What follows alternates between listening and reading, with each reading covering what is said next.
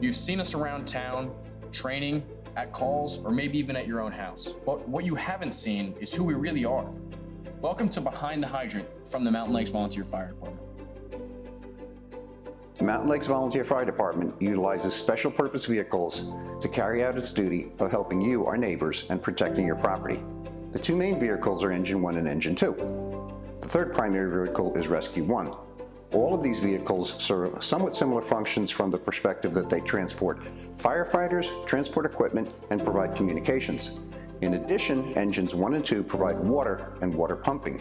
In this episode, Chief Joe Mullaney and Junior Chief Lucy Horowitz and I will explain these functions for Engine 1 and 2. Communication on the fire scene is critical. Inside the cab, we have a mobile radio that the driver and other firefighters can communicate with our county dispatch. We also have portable radios for fireground operations that firefighters communicate with each other while inside fighting the fire. Also communicating with the incident commander who's in charge of the fire scene. The incident commander also communicates with county dispatch. In the front of our engines, we have a driver who drives the engine and operates the pumps. And in the, what we would call the passenger seat, a senior officer who will be in charge of a group of firefighters. In the back, we have, on Engine 1, 4 seats to carry firefighters, which come with air packs attached to them so that they can pack up en route. And in Engine 2, we have 4 seats with packs and 2 of what we call jump seats without packs. So in total, on Engine 1, we can have 5 firefighters, and on Engine 2, we can have 7 firefighters. In the first cabinet, on the driver's side of Engine 1, we have our accountability tags in green, and we have several pieces of equipment for changing water supply, like nozzles and adapters. In the second cabinet, we have spare air packs and spare air cylinders. A single air cylinder only gives about 30 minutes of air to a single firefighter, so on a fire scene where you're working hard, we need to replace these often. In the last cabinet on Engine 1, we have fire extinguishers, which are rather self-explanatory. They extinguish fires. We also have an electric fan. In the first cabinet on the passenger side of Engine 1, we have lots of different kinds of rope in bags. We have forcible entry tools and portable lights. The last 2 cabinets on the passenger side of Engine 1 are filled with hand tools. We have everything from sledgehammers to chainsaws, and most importantly, the famous Halligan. The Halligan is used in everything from search and rescue to forcible entry operations. Biggest function of the engine is to make sure that you can supply water to firefighters when they need it.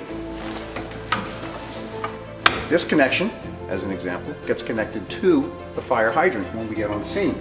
There's 700 feet of hose, so we can be pretty far away from a hydrant. The other end gets connected here, so that now we're flowing water from the hydrant into the engine, into the pump, so we can distribute it to the firefighters. So again, since the main function of the engine is to bring water in and to send water out, on the side panels, as an example, if we need to send more water out, we have different ways to do it, different connectors. If we need to bring more water in, as an example, if we have to have another engine supplying us with water, or we're supplying another engine with water, we might do it from here. When we need to send water to the firefighters, the first hoses that they use are right here. They're the easiest to take off and get inside a building very quickly. But we have other options that we carry hoses on the back, and again, we connect more hoses to these types of connections. Let's go up on top and see the brains of this operation. This is the pump panel. So this is where we control all the water coming in and all the water going out. But it's also important to understand that on each of these trucks, we carry 500 gallons of water so that we can start supplying water to the firefighter as soon as we come to the scene. We have the capability on these engines to pump 1,500 gallons per minute.